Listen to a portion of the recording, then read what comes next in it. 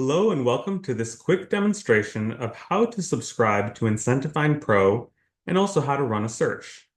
First, let's subscribe. To do so, please go to the IncentiFind Pro info page right here.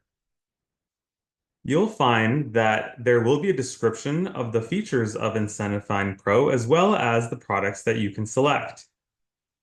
You can select Unlimited, which gives you access to all of the incentives within IncentiFind Pro, or you can select Single Property if you're only interested in incentives that apply to one address. I'll select Unlimited for now.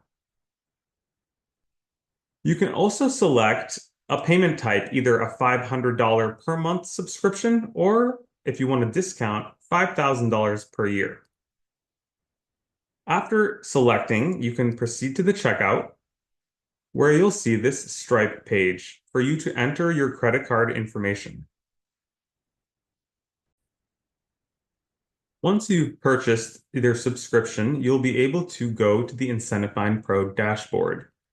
You can do that by again going to IncentiFind Pro and then clicking Dashboard here.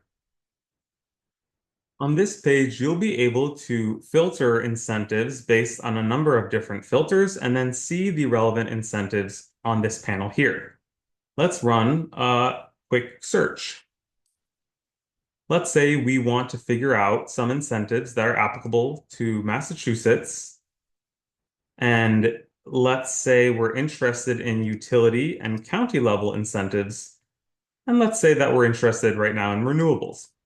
We can make these filter selections and then click Submit and Filter. We'll see that our filter yields 5 different incentives that fill out all of these criteria.